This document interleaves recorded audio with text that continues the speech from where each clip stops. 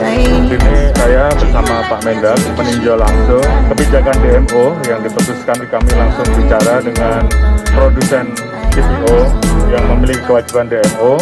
Bahan olean dijual sesuai HET. Proses produksinya bisa 2 kali lipat dari yang biasanya. Ini menjadi catatan kami. Saya akan melaksanakan pengecekan lagi ke wilayah lain untuk memastikan bahwa sebenarnya kebijakan terkait dengan DMO sudah berjalan, dan dari pabrik minyak gorengnya sendiri menjual sampai dengan pasar harga 14.000 sesuai apa yang ditetapkan pemerintah. Dan terkait dengan fenomena di pasar yang harganya melompat, sementara dari pabriknya langsung harga tetap sesuai dengan pemerintah dengan mendapatkan suplai DMO dan juga produksinya 2 kali lipat. Tentunya ada hal-hal yang nanti akan kita luruskan dan kita cek juga ke pabrik-pabrik lain. Apakah ada pabrik lain yang produksinya menurun, ada yang tidak berproduksi sama sekali, atau yang tetap normal. Jadi ini yang semuanya akan kita cek.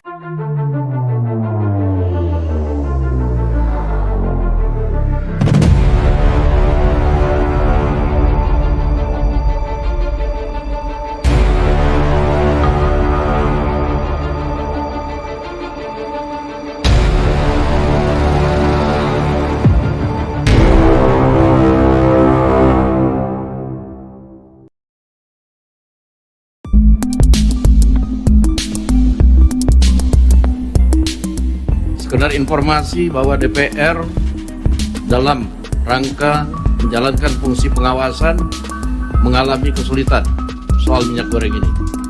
Sudah 2 kali Menteri Perdagangan diundang dalam rapat konsultasi, yang kedua berhalangan dengan alasan belum tentu datang dan lain-lain. Oleh karena itu, dalam kesempatan terakhir dalam sidang paripurna ini, saya sampaikan apabila dalam undangan yang ketiga masih ada alasan, maka DPR akan menggunakan aturan dan kewenangan yang ada untuk memanggil paksa Menteri Perdagangan di DPR.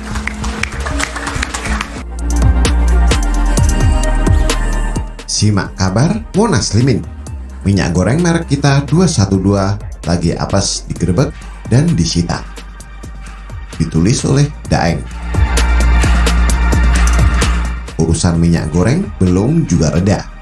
Sejumlah partai tampak tidak ragu-ragu membagi-bagikannya dengan harga terjangkau dan juga tidak risih, serta tidak menghitung dampak negatif dari kecurigaan warga. Walhasil sejumlah partai yang membagi-bagikan minyak goreng itu diduga telah ikut menjadi penimbun. Misalnya Ibas dengan Partai Demokratnya telah membagikan sebanyak 16.000 liter ke masyarakat. Bukan cuma Partai Demokrat, ada juga PKS dan sejumlah partai lain yang ikut ambil bagian. Soal dituduh mereka sedang pencitraan, sepertinya mereka tersinggung sedikit setelah itu dianggap berlalu. Mereka seperti abai soal kecurigaan masyarakat, karena masyarakat pasti bertanya-tanya, dari mana Demokrat bisa dapat minyak goreng sedemikian banyak? Dan hasilnya, terjadilah diskusi di kalangan masyarakat, baik yang analisanya tajam maupun yang baru belajar menganalisa. Nah, Demokrat adalah partai yang pernah berkuasa dan pernah naik daun. Meski secara perlahan-lahan mulai kurem karena sejumlah kasus korupsi yang menjerat beberapa mantan kadernya.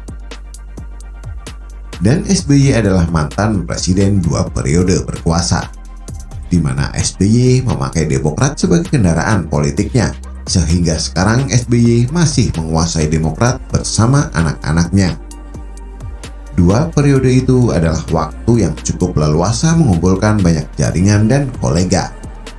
Bahkan selama 2 periode itu, radikalisme mulai tumbuh subur, misalnya perhelatan Muktamar Khilafah HTI di GPK pada tahun 2013. Kelompok anti Pancasila dibiarkan membuat acara-acara besar dan sudah pasti banyak umat yang ikut serta. Disitulah mulai berkembang apa yang disebut saat ini sebagai kadrun. Dan disinyalir juga ada dugaan bahwa apapun yang dilakukan SBY demi kekuasaannya, namun sayangnya masa jabatan presiden saat itu hanya 2 periode. Mungkin SBY tak terpikirkan atau tersendak untuk melakukan perubahan konstitusi atau malu-malu seperti apa yang terjadi saat ini, yaitu penambahan 3 periode atau masa jabatan presiden, sehingga masih bisa melakukan apa yang diinginkan meskipun tidak menguntungkan bagi rakyat. Dulu minta threshold 20%, sekarang minta 0%. Nah, selama berkuasa pastilah banyak pengusaha yang dekat dengan SBY, atau bahkan SBY sering mendekat dengan pengusaha atau mengajaknya masuk dalam politik atau partai. Jadi kalau SBY datang pada acara buka puasa di rumah Khairul Tanjung beberapa tahun yang lalu, itu wajar saja. Karena Khairul Tanjung adalah pengusaha sukses yang kaya raya. Jadi tidak mungkin SBY datang ke acara buka puasa di rumah rakyat jelata kan? Atau pernikahan warga seperti aksi Jokowi sempat datang ke acara pernikahan beberapa warga. Maka dari itu, untuk urusan sembako seperti minyak goreng, Demokrat mudah mendapatkannya. Ada banyak pengusaha yang bisa menyediakannya, iya kan? Tapi tetap saja muncul pertanyaan. Jadi yang menimbun itu pengusaha atau kartel ataukah rakyat? Tidak mungkin rakyat yang daya belinya tidak sampai segudang sekali beli. Tapi kalau partai atau pengusaha ataupun penguasa bisa mendapatkan minyak goreng dengan mudah yang jumlahnya banyak sekali perintah.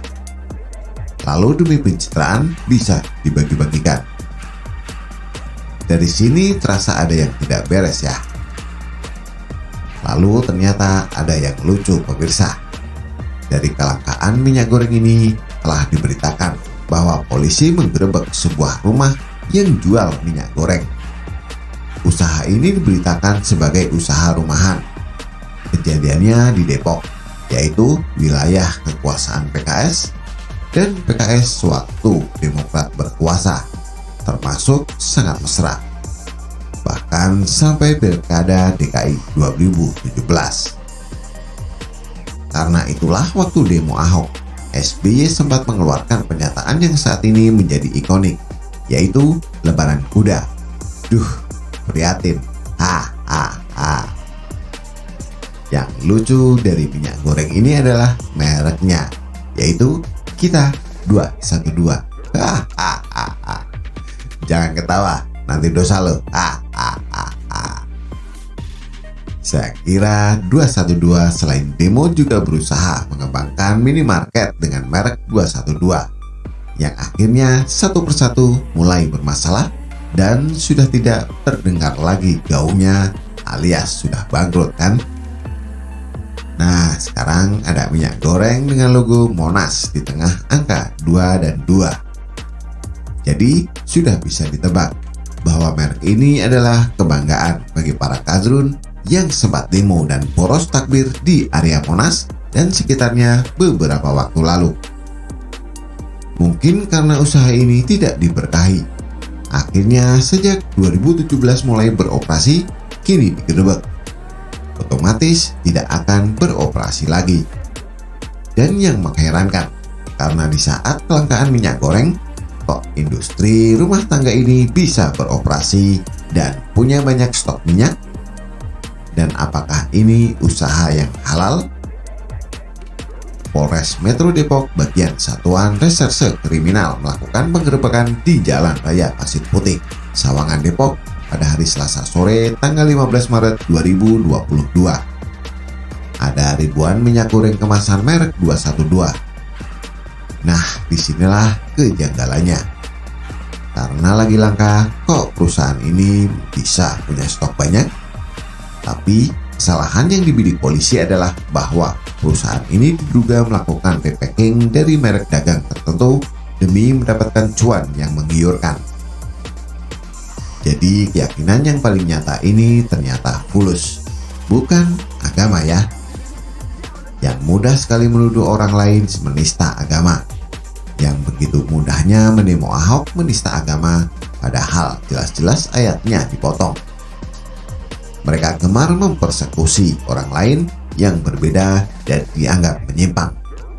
Yang jelasnya, kelompok ini hanya tunggangan dari politisi busuk untuk menjatuhkan Ahok dan Jokowi, dan untuk mengacaukan negara ini dengan dalih agama.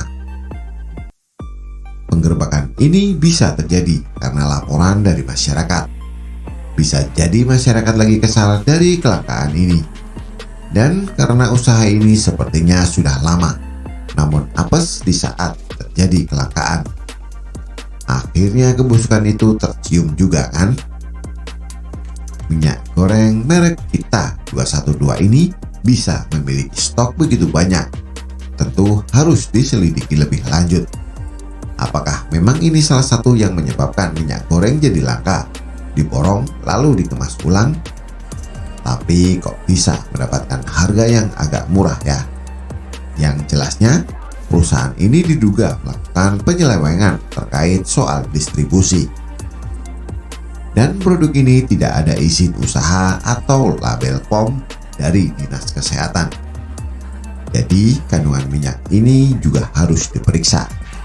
Jangan-jangan dicampur dengan kencing onta. Ada sebanyak 2.300 minyak goreng yang siap didistribusikan ke toko-toko. Tapi sayangnya disita dulu. Nah, dengan cara-cara ilegal seperti ini, apakah Mazhab 212 itu adalah orang-orang yang berusaha beragama dengan baik? Ataukah memang menghalalkan segala cara demi ambisi semata? Sungguh membagongkan apa saja yang dilakukan oleh para fans dan pecinta 212. Hal-hal seperti ini saja mau menipu? Bagaimana dengan soal agama ya? Wah, bahaya memang. Ini mazhab Monas. Semoga tidak banyak lagi yang ikut-ikutan. Jemaah haruslah sadar bahwa negara ini harus dijaga bersama-sama. Jangan mau kena virus kadrun yang akan mengalami kesulitan di masa puasa. Ruginya banyak kalau jadi kadrun loh. Jadi, jengki beleng-beleng bosku. Jengki ikutan jadi kadrun. Bagaimana menurut Anda? Silahkan tulis komentar di bawah.